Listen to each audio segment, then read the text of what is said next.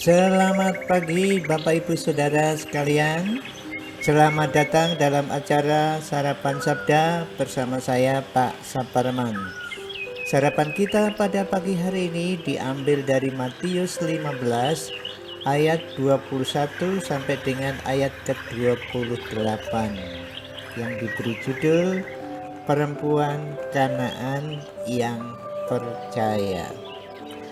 Lalu Yesus pergi dari situ dan menyingkir ke daerah Tirus dan Sidon. Maka datanglah seorang perempuan Kanaan dari daerah itu dan berseru, "Kasihanilah aku ya Tuhan, anak Daud, karena anakku perempuan kerasukan setan dan sangat menderita." Tetapi Yesus sama sekali tidak menjawabnya. Lalu murid-muridnya datang dan meminta kepadanya, "Suruhlah ia pergi. Ia mengikuti kita dengan berteriak-teriak." Jawab Yesus, "Aku diutus hanya kepada domba-domba yang hilang dari umat Israel." Tetapi perempuan itu mendekat dan menyembah Dia sambil berkata, "Tuhan, kasihanilah aku." Tetapi Yesus menjawab, "Tidak patut mengambil roti yang disediakan bagi anak-anak dan melemparkannya kepada anjing." Kata perempuan itu, "Benar Tuhan, namun anjing itu makan remah-remah yang jatuh dari meja tuannya." Maka Yesus menjawab dan berkata kepadanya, "Hai ibu, hai ibu, besar imanmu, maka jadilah kepadamu seperti yang kau kehendaki." Dan seketika itu juga anaknya sembuh. Bapak Ibu Saudara sekalian, ini suatu kisah yang luar biasa terjadi yang dilaporkan oleh Matius. Ada orang yang sampai sekarang mempunyai pendapat bahwa ini ada ayat yang membuktikan bahwa Yesus itu untuk orang Yahudi saja. Itu seperti ayat 24 ya. Kata Yesus itu, "Aku diutus hanya kepada domba-domba yang hilang dari umat Israel." Jadi jelas ini Yesus sendiri mengakui bahwa dia diutus untuk orang Israel saja. Tetapi Bapak Ibu Saudara sekalian, ini cerita belum selesai. Baru pasal 15 ya Matius nulisnya. Nanti pasal 28 ada perintah Yesus untuk memuridkan segala bangsa. Jadi Yesus itu untuk segala bangsa, untuk semua orang. Tetapi mulainya dari Israel dulu.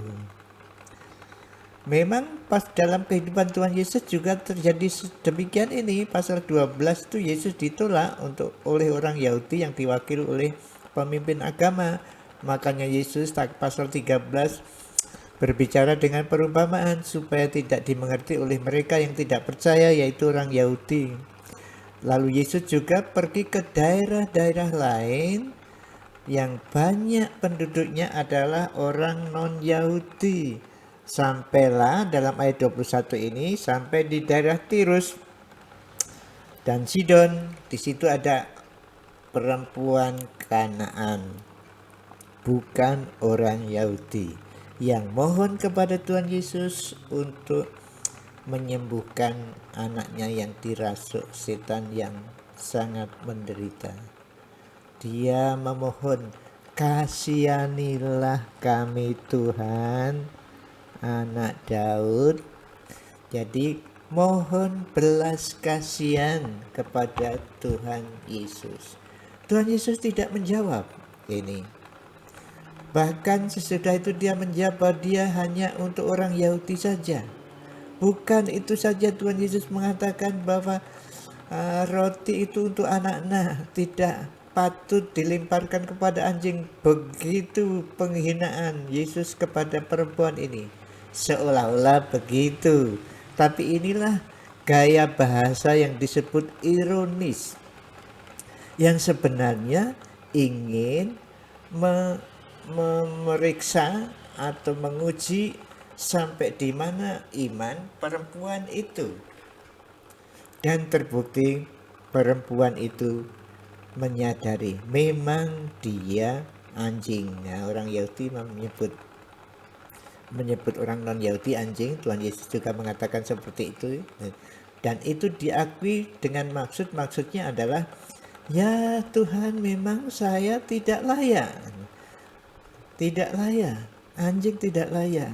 Cuma remah-remah rotinya saja, tapi dapat itu kan, katanya itu. Jadi dia mohon belas kasihan dan sadar memang tidak layak, tapi beriman bahwa belas kasihan Tuhan Yesus itu akan dapat dia terima.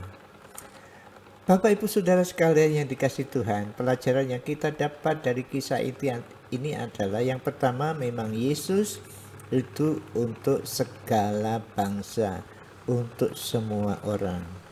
Yang kedua, yang bisa menerima belas kasihan dari Tuhan Yesus adalah orang yang sadar yang memang tidak layak, namun beriman hanya kepada Tuhan Yesus saja yang melayakkan untuk mendapat belas kasihan. Kita semua menurut firman Tuhan, semua orang sudah berbuat dosa dan kurang kemuliaan dari Allah. Jadi sebenarnya semua orang tidak layak untuk mendapat belas kasihan dari Tuhan, sehingga bisa bersekutu dengan Tuhan.